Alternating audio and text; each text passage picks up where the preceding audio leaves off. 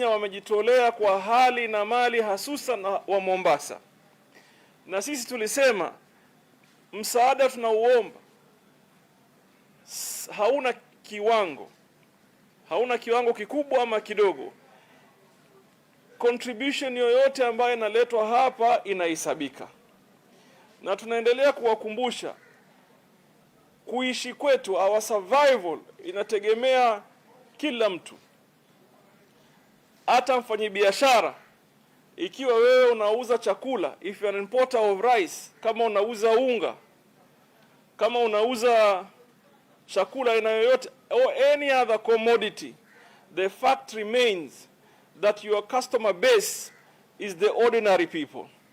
So if there's a time where you must be counted to be able to invest in the people who are basically your client base, now this is your moment. Because if we do not save the larger population today, tomorrow you may not have customers.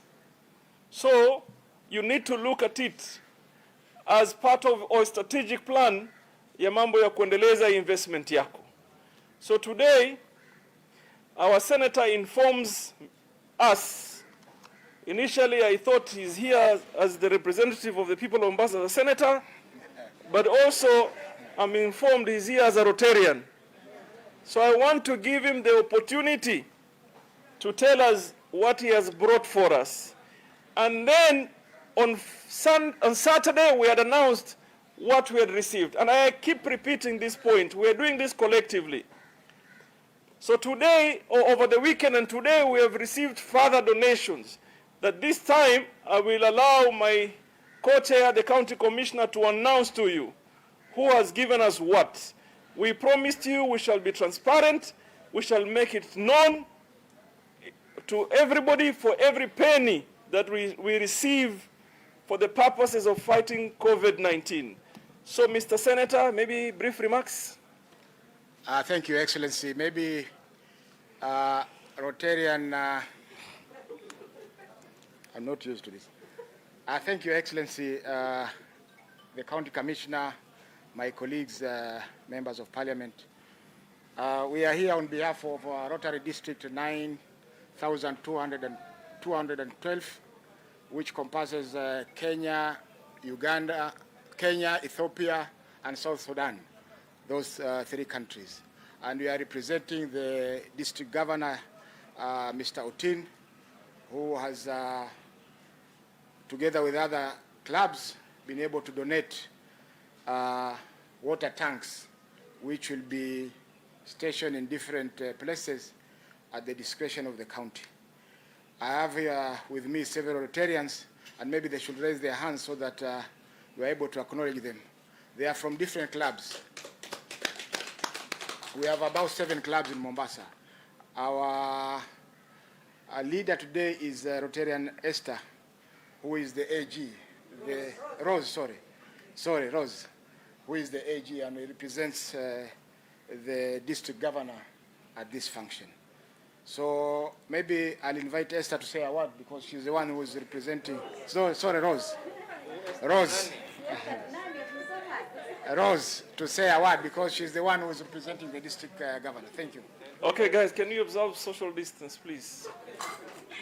Moffat, where you are also observe social distance because we have to lead from the front, really. Kidogo spread. We really have to spread. This is serious. You know, hata Omari uko nyuma spread. The 1 meter. Nyosheni mkono hivi. Uone if you're close. Please. Really, we have to do this. Asha, are you observing your social distance? Yeah? Proceed. Good afternoon, His Excellency, the Governor of Mombasa. Actually, it's the first time I've met you, so thank you. For the Rotarians and friends of Rotary, good afternoon. It's such a pleasure to be part of this team that we've been mobilizing for resources so that we can be able to assist the community in one way or another. We might not be able to do everything now, but as a district, we are committed. We are working closely with Dr. Shikeli and the Ministry of Health so that we have already understood the needs for Mombasa, and this is just but the first consignment. Next week and the weeks to come, there are many other things that we have planned, including PPE and ventilators. For now, we are doing 200 tanks here in the coast, focused in slum areas, so that we could do more about prevention than, at this point, it's more of prevention and preparedness, because the virus is still spreading. So with that, please, thank you, everyone. And when we come to you knocking your doors for support, support us, because by the end of the day, it's coming back to the common wananchi. Asante. Asante. Thank you. Maybe our governor donated 5 million the other day. And in Rotary terms, if you donate $1,000, you are qualified to be a Paul Harris, isn't it? So maybe Rotary, once we are able to settle down with the corona issue, we should invite our governor to be a Rotarian and confer on him a Paul Harris Fellow for his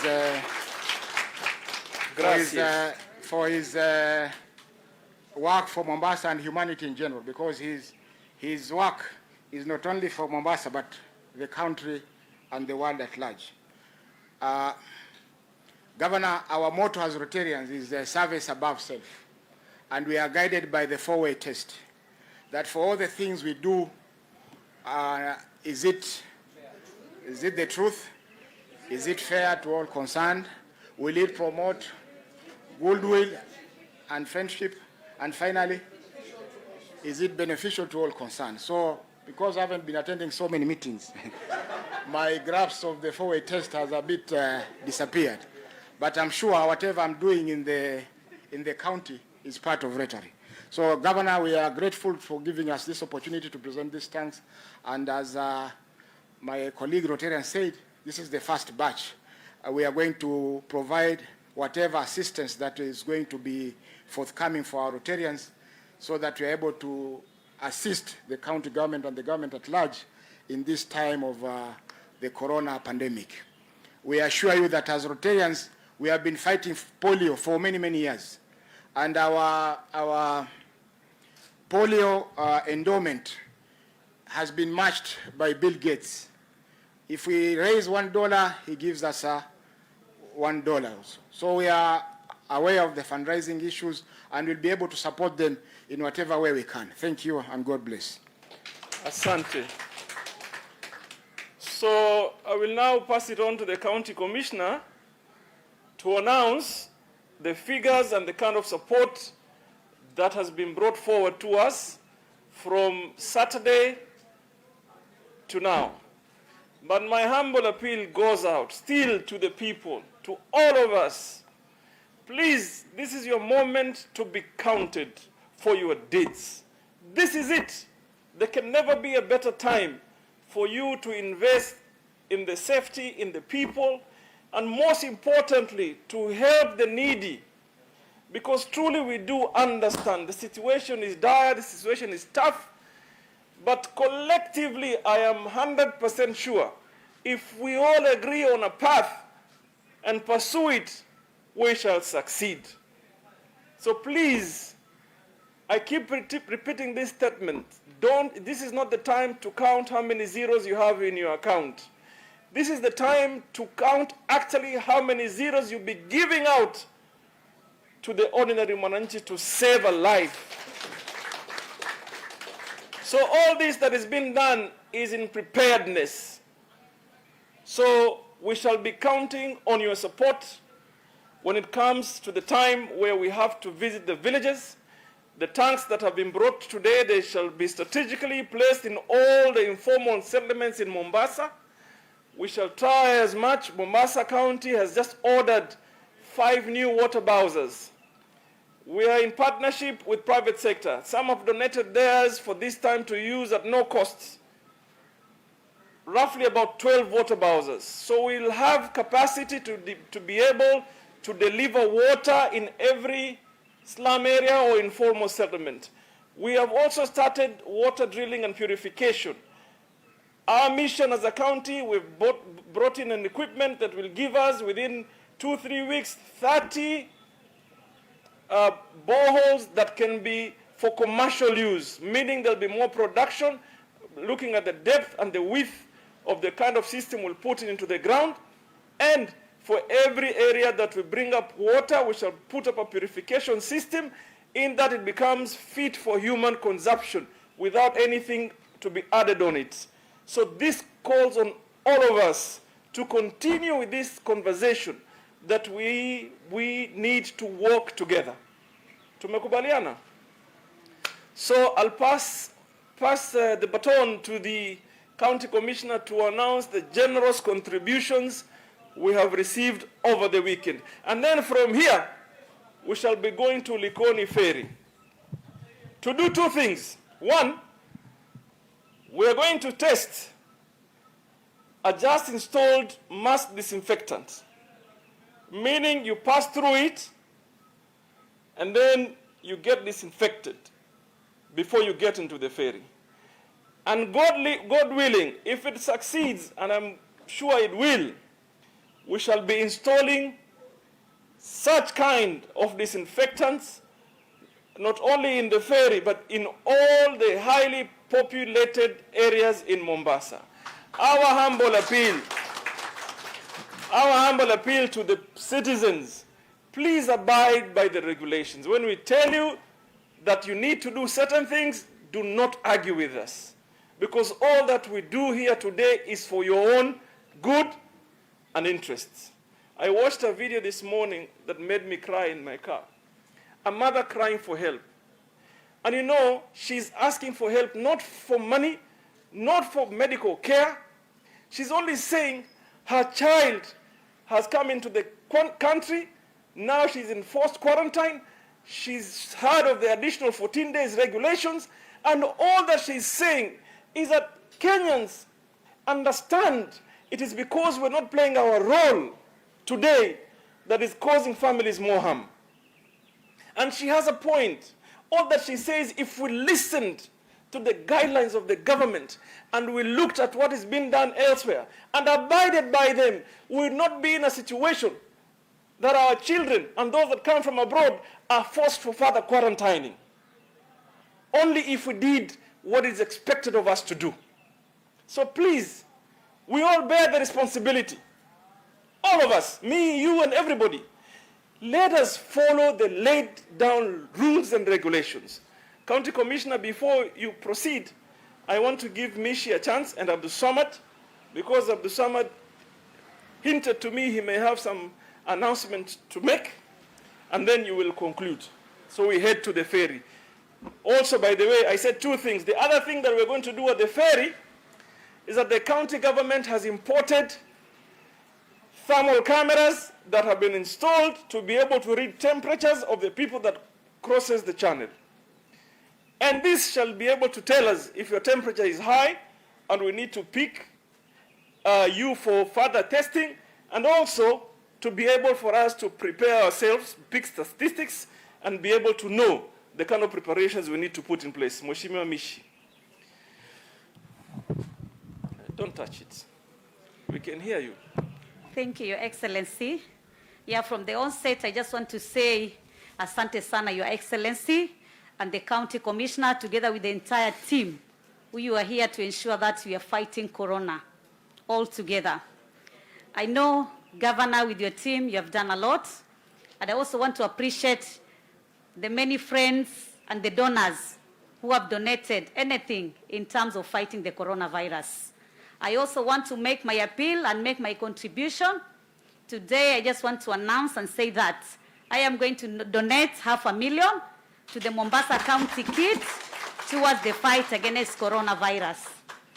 Hili janga ni janga letu, na kama ni janga letu, lazima sisi sote tuchukue jukumu. Na tusifanye masghara, kwa sababu kuna watu wanasema, oh, hii ni mipango. You can imagine serikali iweze kukubali kupoteza zile milioni na mabilioni ya pesa ambayo saizi yanapotea kwa sababu ya biashara nyingi ambazo sasa hivi haziwezi kuendelea, kwa sababu ya shughuli nyingi ambazo haziwezi kuendelea. You cannot just sit down and say such a narrative ambayo ni ya upotovu na ya kupotosha sisi kama Wakenya. Jamani, janga hili ni janga la ukweli, na sisi kama Mombasa County tumesikia kuna wale ambao wamepoteza maisha, kuna wale ambao wamekuwa wakipatikana, meaning that coronavirus is within us. Kwa hivyo kwa sababu iko karibu na sisi sote lazima tujitolee kwa kile kidogo tulichonacho. Mheshimiwa Gavana, tunakuombea Mungu sana for your effort to ensure that tumepata hata hizo ventilators. Tumepata mambo mingi sana. I'm looking at in other counties and I'm saying that we are ahead of them, and it is because of His Excellency the Governor Ali Hassan Joho. Vile anang'ang'ana pamoja na provincial administration, county commissioner with your team. Hatusemi kuwa tunadharau maneno mnaofanya. We are not taking that for granted. We are saying you are real for it. And as political leaders, on Wednesday we are going to go to the chamber and do some regulations and also legislations to ensure that we have some way in terms of law to ensure that we can really assist in this corona pandemic. Kwa hivyo nataka niseme kile changu kidogo, nusu milioni pia Gavana, kiingie kwa huo mfuko tuweze kusaidia watu wetu. Najua watu wangu wa Likoni ndio ambao wataathirika zaidi because of the ferry channel, na najua kule pia kuna umaskini mwingi sana na biashara nyingi na jua kali sana imekuwa affected. Kwa hivyo together as one fighting this pandemic. Janga letu, jukumu letu, na tujipange. Asanteni. Mungu akubariki. Mungu akubariki Mheshimiwa Mishi for the good gesture. Msaada wako Mwenyezi Mungu atakulipa kwa muda mrefu sana. Mheshimiwa Abdulsamad. Aya, mjambo. Aya. Kwanza ni kutoa shukrani za dhati kwa serikali ya kaunti ya Mombasa. Mimi nataka tu kusema ya kuwa ningeomba na kuwasihi kila mmoja, ili janga ikiwa hatutoweza kufanya mambo pamoja, hatutoweza kuendelea pamoja.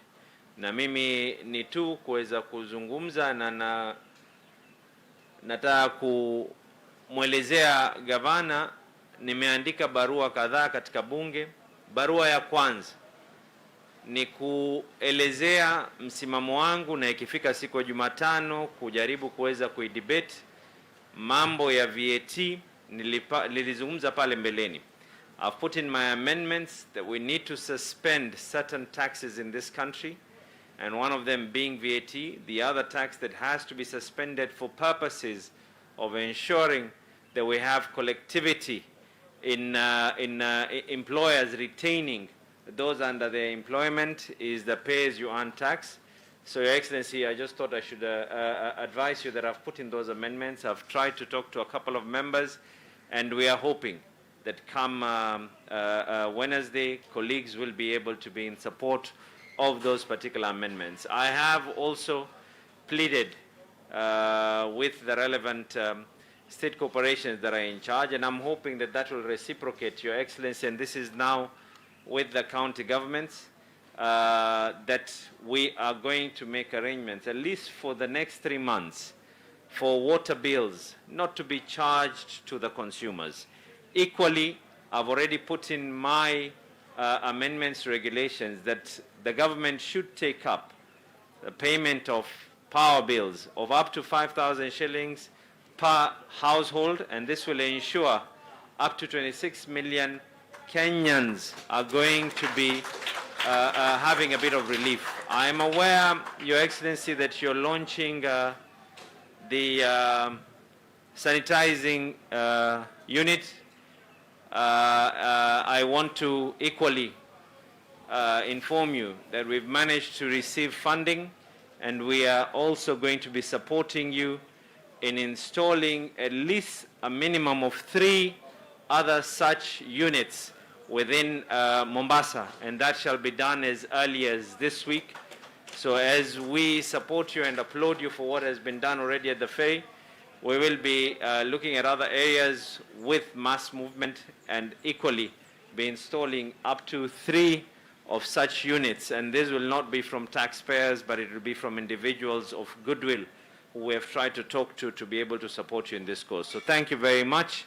And just to again reiterate to everyone, please be safe, maintain your social distance, wash your hands, sanitize, whatever you can be able to do. Thank you very much. You haven't told us your other important announcement. You forgot. Yes, I've equally written to the Speaker of the National Assembly, for my salary to be able not to go to any other kitty, but for my salary to go to the kitty that is the one for Mombasa County. And this is not for anything else. As His Excellency the Governor rightfully said, now is not the time for us to be able to count how many zeros we have in our accounts. It is the amount of time for us to be able to actually count how many zeros we are going to be able to give out.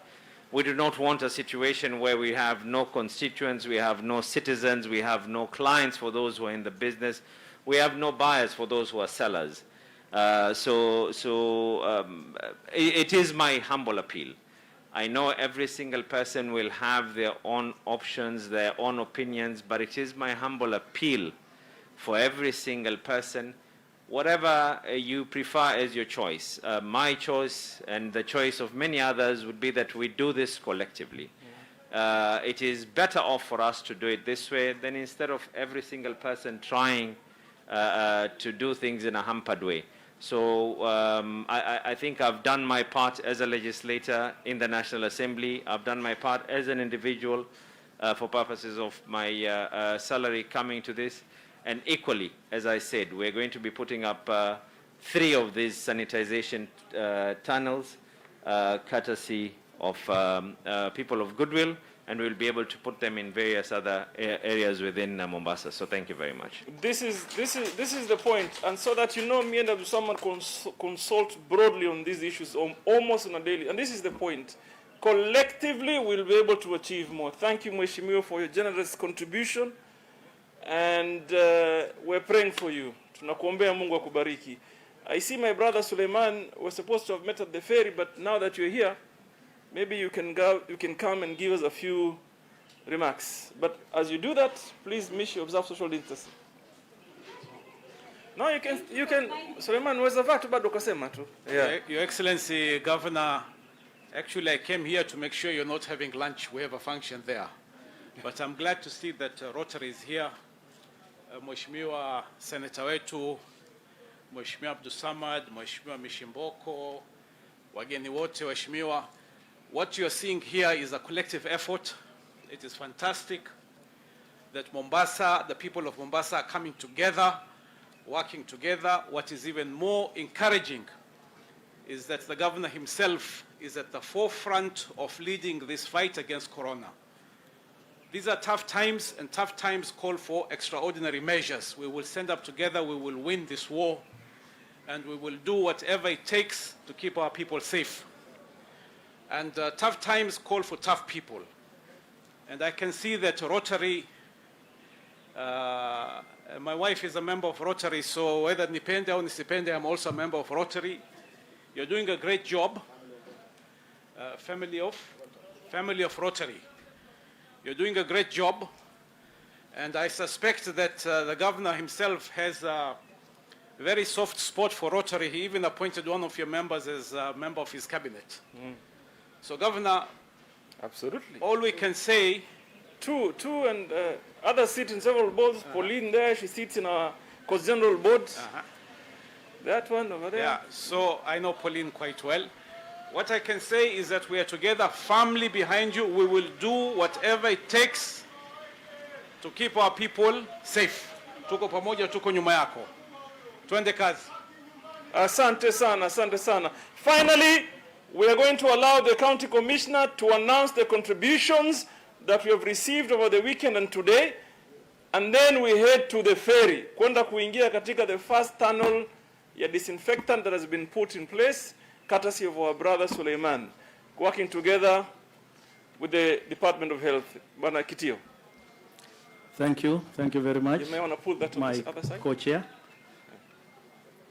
the honorable MPs who are here with us, all protocol observed. First of all, before I go through the list, I will say one or two things. One, I want to ask our people in Mombasa and everywhere else that they should not panic. Number two, they should follow the regulations which are issued from time to time. Maybe I want to use this opportunity to disclose that we have a very active emergency committee in Mombasa, which is very vibrant and very active when it comes to issue of contact tracing. We are very active in that. And we have been following up on all the conducts. Therefore, if our people will only follow the advice they are given, I can assure you we will be very safe.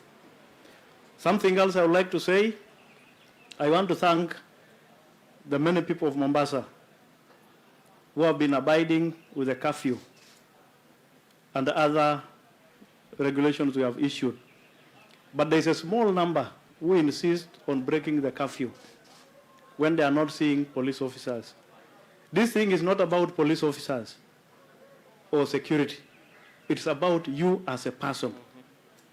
Please do not wait for security to enforce this curfew. Do it on your own, for your own benefit, and for the benefit of everybody else. Hiyo nitarudia kwa lugha ya Kiswahili.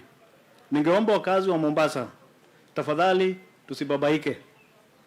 Na ya pili, hii kamati yetu ya emergency ya Mombasa, tuko na mikakati nzuri ya kufuatilia wale wamekutana na wale wameambukizwa na virusi vya corona. Na tunawafuatilia kwa makini sana. Na iwapo tutafuata maagizo ambayo imetolewa, niko na hakika kwamba tutafaulu hata zaidi. Na nawashukuru wengi ambao wametii mambo ya curfew ya usiku. Lakini kuna wachache ambao bado wanataka kusukumwa ili kutii amri hiyo. Naomba kwamba hii tunafanyia kwa minajili ya afya yako na ya mwenzako. Kwa hivyo usingojee vyombo vya serikali ndio uweze kubakia nyumbani. Hiyo naomba tafadhali sana tufanye hivyo ili kwa pamoja tufaulu. Basi nikirejelea mambo ambayo imetuleta siku ya leo. Kuna baadhi ya wenzetu ambao wametusaidia sana kama hii kamati ya emergency ili kuhakikisha kwamba tunaweka tayari mambo mbalimbali ambayo yatatusaidia siku za mbeleni. Na nitasoma. Tuko na Mombasa Maize Millers ambao wametupatia shilingi milioni 2. Tuko na Kensalt wametupatia tani 10 ya chumvi. Tuko na Haidery P wametupatia milioni 2.2 ambayo iko ni sukari. Tuko na Anwar Ali ametupatia shilingi milioni 1. Duncan Kingori ametupatia 1,100. Krish Commodities 1,500. Danjal Brothers 1,500. Mohamed Balala 1,500. Weldcon 1,300. Pia tunashukuru Kitui Millers kwa ile usaidizi ambao wametupatia, ingawaja hao kutaka itajwa ni ngapi, lakini nawashukuru sana kwa usaidizi wao. Pia hapo tumeona watu wa Rotary wametoa usaidizi wao, tuwapatie makofi. Tumeona mheshimiwa Sharif Nasir wa hapa ametupatia usaidizi wake. Mheshimiwa Mishi Mboko pia ametupatia usaidizi wake. Na pia mheshimiwa seneta wetu ametoa usaidizi. Kwa hivyo tunaona kwamba kila mtu mwenye heri njema anatusaidia sana kwa njia moja ama nyingine. Na sisi kama wananchi, njia ya reciprocate ama kurudisha ni kutii yale ambayo tunapatiwa. Na mimi kama county commissioner, kwa sababu siwezi nikatoa pesa, siwezi nikatoa nini, mimi natoa mchango wangu wa time yangu 100% kwa hii kazi ya corona. Kwa sababu zote tunataka tufanye pamoja na tusaidiane. Kwa hivyo asanteni sana, na bado tunaomba wahisani wengine, tafadhali mjitokeze msaidie hii kosi yetu. Asanteni sana. Asante. Kuna wengine ningependa kuwataja ni wale ambao wamejitolea kwa, tulisema mchango huu ni wa hali na mali. Sasa kuna watu ambao wamejitolea kwa hali, civil society groups, Red Cross and what have you. Na nimeona hapa kuna Shofco, Shining Hope for Communities. I am told pia wao wamejitolea, wakati tunataka kuingia majumbani they'll be frontliners. So niseme asanteni sana. One last message to all of us as leaders and all the philanthropists around Mombasa. What we are trying to avoid is matters duplication, kupeana msaada. That is why we need to create a central point, so that when the time comes, over which some of us are convinced it shall come soon, kila mtu anayestahili anapata msaada. It will not be the case where Abdul Samad has gone to Mvita to do his part on his own, then the senator goes, and then I go, and the women rep go, and the county commissioner, and other leaders and other philanthropists. We end up giving one person more than they need. And the one that truly needs doesn't get anything.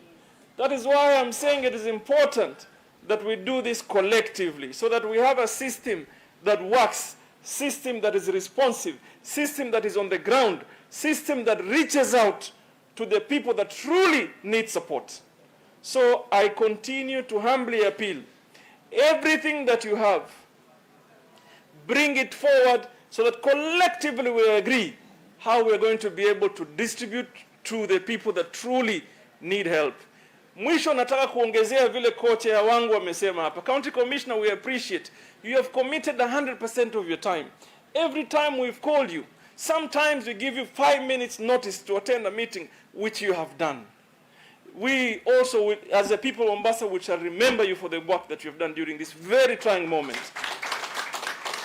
Let us keep it that way. Let us keep it that way. And County Commissioner amesema hapa, jamani, mimi mwenyewe nimeona watu hawataki kufuata curfew. Hii curfew si ya Uhuru Kenyatta, si ya Hassan Joho, si ya County Commissioner. This curfew is to help you and myself na kila mtu, sivyo? Tunaomba musifike mahali kwamba sasa then the police are forced to use force, sivyo? Even though we've continued to tell the police, and we are glad the cases in Mombasa, baada ya brutality that we witnessed in Ferry, has not returned. Police are behaving very well. We're even looking for ways as a committee to help them, to equip them. Even them being on the ground, they need to be safe. Because even the police are our brothers and sisters and our children, isn't it? But let's not make their work hard in that they have to come where you are. To cooperate, turudi majumbani. Na polisi wakae na msimamo huo wa amani, kwamba wanafanya polepole tu, wanaongelesha na watu.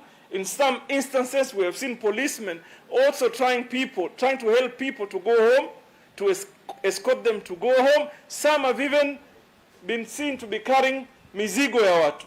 Sivyo? That is the spirit. To our police, continue with your good work. We don't want to go back to the situation where we had at the ferry.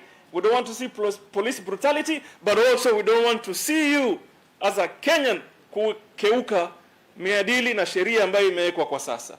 From here, like I said, we shall be going to the ferry, and I'm inviting all of us, our host MP more particularly. You have to go through that tunnel, mwagikiwa hiyo dawa, na mimi na wewe na Suleiman na County Commissioner, alafu tuangalie going forward. We shall be installing very many of those, so that our people wapate msaada wakati wanahitaji. Asanteni, Mungu awabariki. Yeah. 20.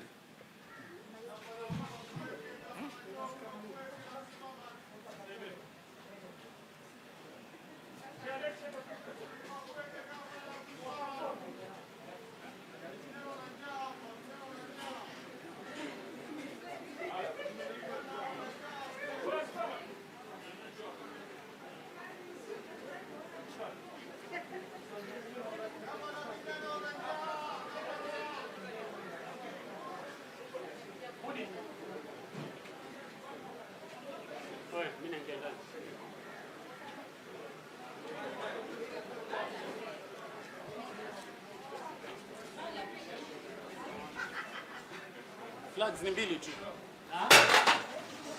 Unaenda ngapi? Flags mbili. Mbili. Ile mbili imeshika chini.